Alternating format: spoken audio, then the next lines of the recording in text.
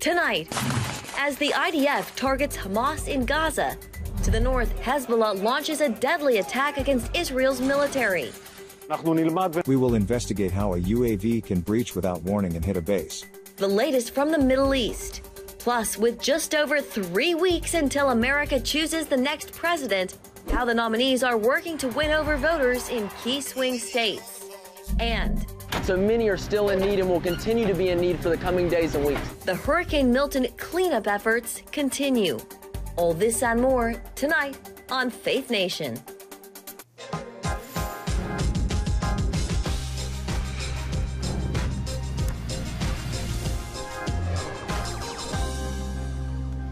Sirens wailing across Israel tonight as the IDF's war against Hezbollah grows deadlier by the day. Good evening in Washington. I'm Jenna Browder. In the Middle East, Israel's retaliation is ramping up against Hezbollah after drone strikes killed 4 IDF troops and injured at least 60 others. And the U.S. is now deepening its involvement by sending 100 troops and a powerful defense system to Israel. A CBN Washington correspondent Michelle London joins us now with the latest developments. Michelle? Well, Jenna, Israel is expanding its targets today, killing at least 21 people in an airstrike on a Christian town in northern Lebanon. That's according to the Lebanese Red Cross. Now, there was no immediate comment from the IDF, and it's not clear what the target was. Footage shows rescuers pulling bodies from the rubble. The strike came one day after 4 IDF troops were killed by a Hezbollah drone strike in an Israeli base. Now, today, fellow soldiers stood next to the coffin of some of the victims, a 19-year-old sergeant, as they laid him to rest. Now, Prime Minister Netanyahu vowing massive retribution. I want to make it clear.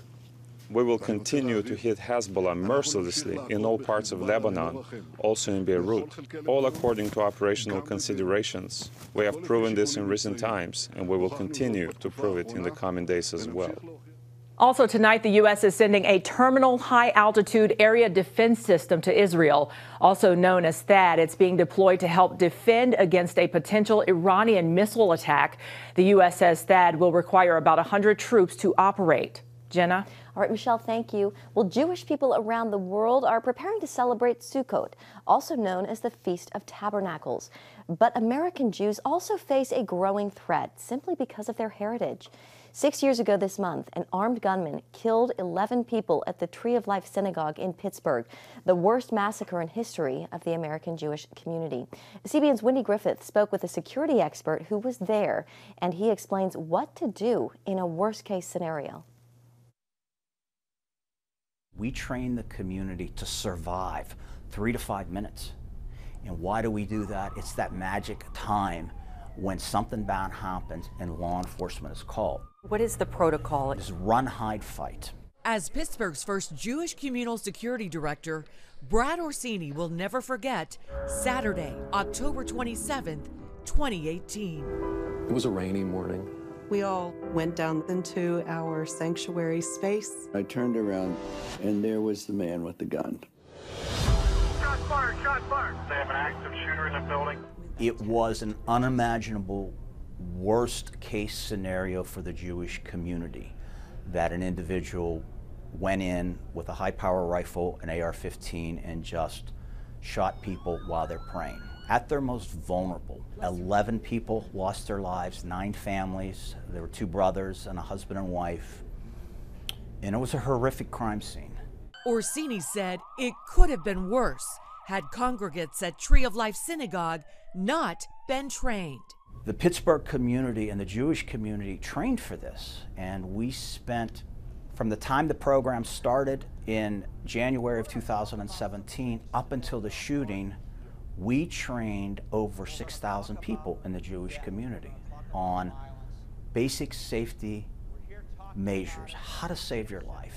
Orsini says the #1 rule in a shooting attack is run.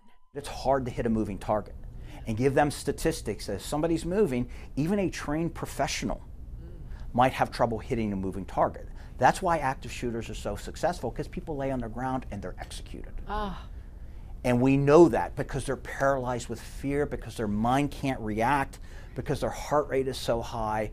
During the Tree of Life, there was a 90-year-old man who ran up 2 flights of steps, barricaded in a room, and lived. Stephen Weiss credits the training as well as God for saving his life that day. I ran up the side of the chapel, across the bima, and out a door that's on that side of the bima. As I was going out of the door, shots were starting to happen in the chapel itself. I look back on it, and to me, God has a reason why I'm still here. Orsini now trains the Jewish community in security on a national level. He says with the growth of anti-Semitism, the need is more important than ever. We are doing a training module for our Jewish campus students as well, to give them that heightened awareness, to give those tools necessary so they can feel more empowered and resilient, because we want them to live their best Jewish life, especially on campus. They should feel free to wear a kippah, wear a Star of David, whatever that is, moving throughout the campus. If they don't feel that, we are losing. As the threat of more widespread violence grows, combined with students back on campus and Jews celebrating the high holy days, Orsini says the priority is to be prepared and remain vigilant. We're encouraging the community, we're begging the community, if you see a sign of hate, report it to us, and we will make sure we assess it and get it to law enforcement if actionable. Wendy Griffith, CBN News. In other news tonight, the presidential race just keeps getting tighter with 3 weeks to go until Election Day. The latest polls show Kamala Harris and Donald Trump essentially tied. Both candidates are campaigning tonight in Pennsylvania, the country's largest battleground state. 19 electoral votes are up for grabs there. Harris is hoping to mobilize black male voters in Erie, while Trump holds a town hall in Philadelphia. Mail-in voting is already underway in Pennsylvania. And as we enter the final stretch, there is renewed focus on the Rust Belt and Sun Belt battlegrounds. One of those is Wisconsin. As Paul Petit reports from on the ground, both candidates are hoping to edge ahead in a state that has historically close election results. While about 240 million people are eligible to vote in the presidential election, pollsters and campaigns are mainly focusing on voters in 7 states likely to determine the winner. That includes Wisconsin. Razor thin. That's how former Wisconsin House Speaker Mike Hipsch describes the likely margin of victory here in November. In Wisconsin, it absolutely will be thin, mainly because we're always that tight. This is a very important election. They all are. But this is one that has, I think, for those who are enthusiastic, those who are excited, those who are concerned about this election, they're going to crawl over broken glass, as we say, to make sure that they go out and vote. The question will be, will there be enough of either the Democrats or the Republicans in Wisconsin to come out and vote? And that's something that we just never know. According to our metric, which takes into account 4 election cycles worth of results, federal offices, statewide offices, Wisconsin is the most evenly divided state in the country. Here's an example of that. Former President Trump won here in 2016. President Biden took the title in 2020.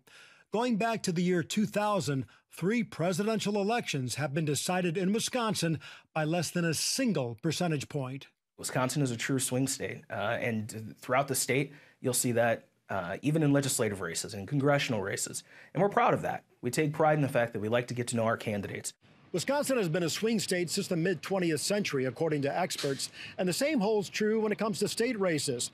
In fact, out of the last 6 governors dating back to 1983, 3 have been Republican and 3 have been Democrats. Many pundits that say the state, the swing state is Wisconsin.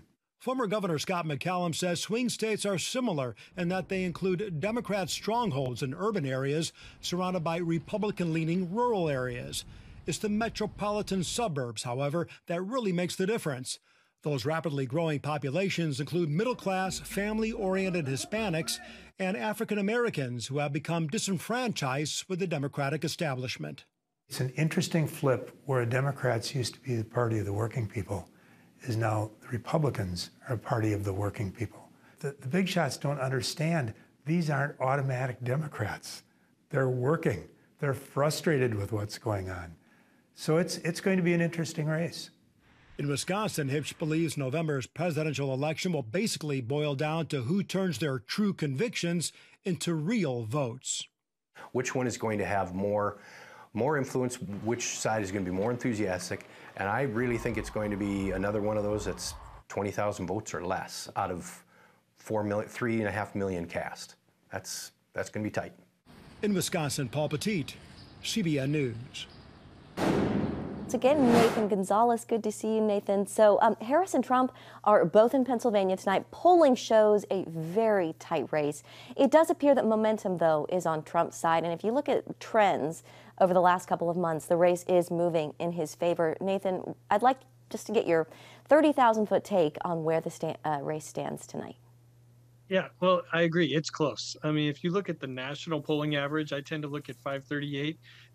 It has Harris plus about 2 points, and it's been a pretty stable race, meaning she had that advantage nationally, and the same advantage in mid-August. But as I've said many times, we don't have national elections. So if you look at those 7 states, including Wisconsin, Georgia, Nevada, North Carolina, Pennsylvania, Michigan, and Wisconsin, it's within a point or two in all 7 of those swing states, and so it almost can't get any closer. I think Republicans are maybe relying a little bit on historically the polls have underestimated Trump and that they're going to do it again. But I think what's missing sometimes is that pollsters have been trying to solve that problem. Pollsters want to get this right, and so they've been trying to find and make sure they reach all communities, all parts of the electorate in order to have as accurate a data as possible. So just depending on Trump overperforming again doesn't necessarily mean that that's what's going to happen on November 5th. Yeah. Mark Halperin, who's well-sourced on both sides, he's reporting that the Trump campaign is feeling pretty bullish about winning, given the private internal polling that they're seeing. And at the same time, Democrats are worried about their internals. Nathan, he says, of course, it is still anybody's race, but I'd like to get your thoughts on his reporting that's really gotten a lot of attention in the last few days or so. Well, whether it's Trump or the Trump campaign, they never really lack for confidence, Jenna, right? They're always confident. And so to me, that's not particularly surprising. And then on the Democratic side, you kind of have a mix. You have some Democrats who, all Democrats lived through 2016 and thinking that they were going to win and then falling short and losing to Trump. And so some Democrats are still in that very pessimistic, here we go again mentality. Other Democrats are a little more optimistic. They, for sure, that they know that they're in a better shape than if Biden was at the top of the ticket, and they think that they're doing everything in their power to make this happen. And so it's more split on the Democratic side in terms of how the party is feeling compared with a more optimistic Republican side. While I have you here, Nathan, I want to talk about the Senate. A Cook Political Report has moved the Wisconsin Senate race from lean Democrat to a toss-up. This is Democratic Senator Tammy Baldwin's seat. How do you see this race going? I think Senator Baldwin still has a narrow advantage. We have, when we're doing our ratings, we have a very unique category called tilt. So that's between toss-up and lean. We're really getting into the weeds. I think Baldwin is up by 2 or 3 points against Republican Eric Hovde, but this race is it's very close. We learned it's going to be close at the presidential level. So I expect both the presidential race and the Senate race to be decided by just a couple of points, but we could see a split decision. We could see a narrow Trump win and a narrow win for Senator Baldwin, but I think both races are going to be very tight. Yeah, all right. Nathan Gonzalez of Inside Elections. Thank you, Nathan. Always nice to see you. Good to see you, Jenna. And coming up, homes lost and nearly 500,000 people without power. How Operation Blessing is bringing hope to hurricane victims right after this.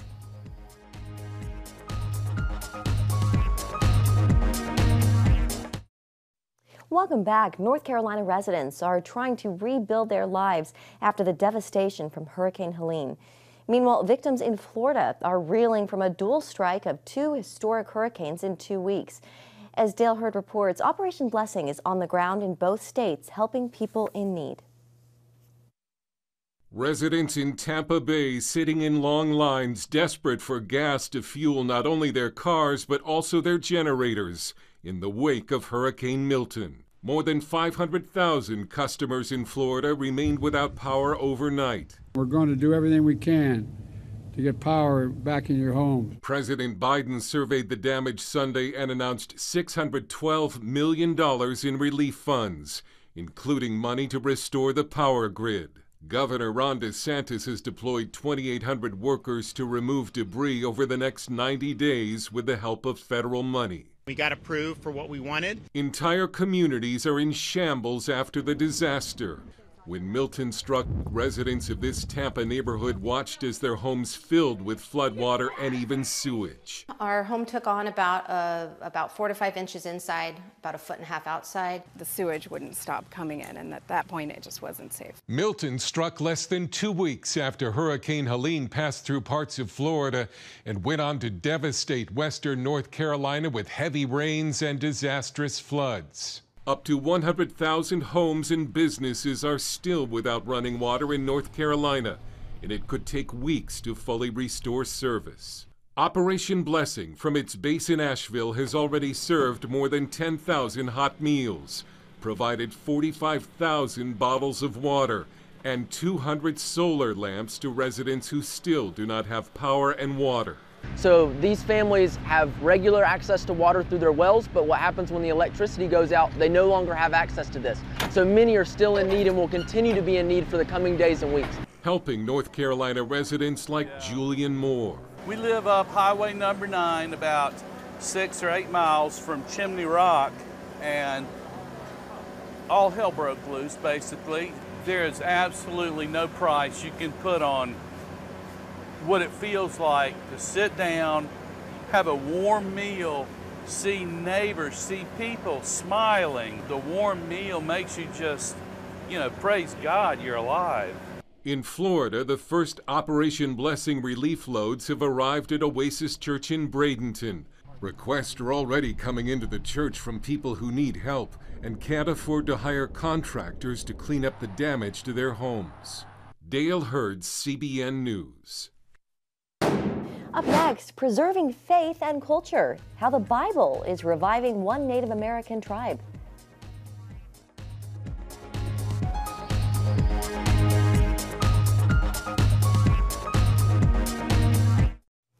Christian women from across America gathered this weekend on the National Mall to pray for the country. Organizers titled it "A Million Women" and held it on the Jewish holy day of Yom Kippur, the Day of Atonement. The crowd worshiped and called for America to return to God. From the stage, speakers prayed about all issues ranging from rising crime, religious persecution, abortion, and the growing LGBTQ movement in America. Well, today, millions of Americans are celebrating Indigenous Peoples Day.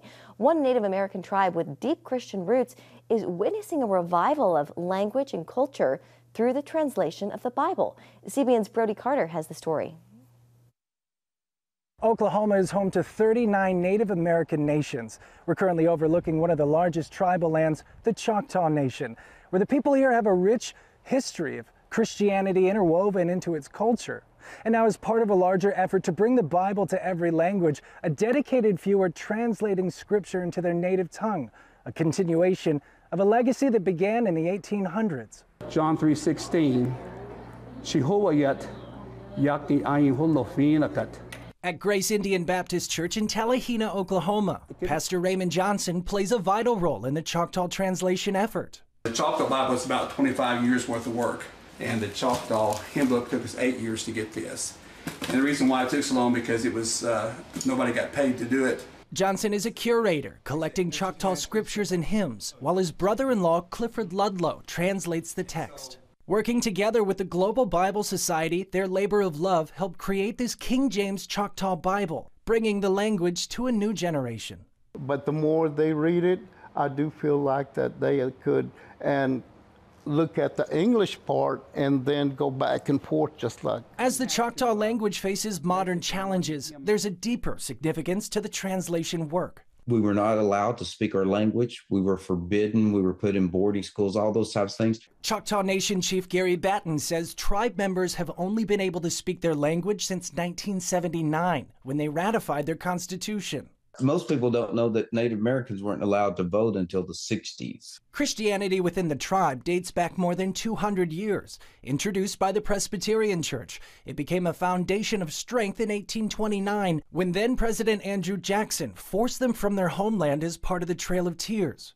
Today, the Choctaw Nation spans 11,000 square miles in southeastern Oklahoma, still standing strong in its faith, as declared by Chief Batten after his inauguration in 2014.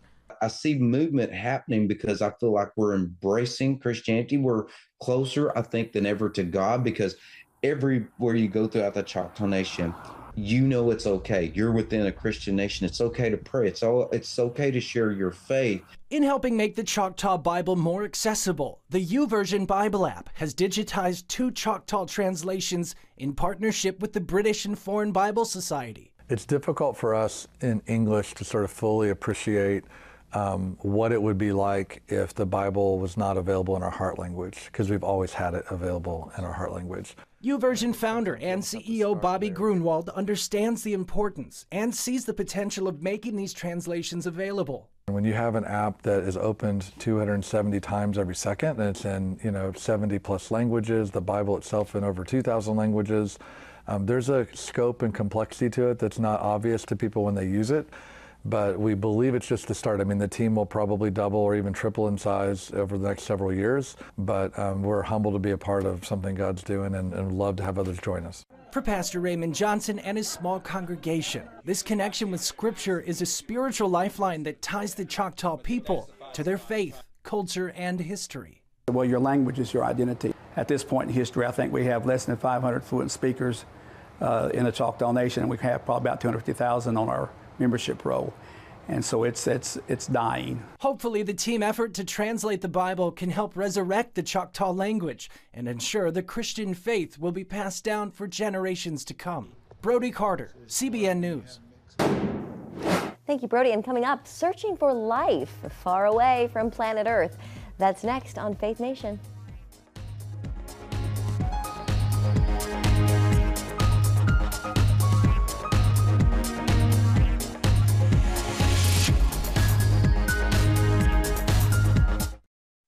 Finally tonight, finding life in space.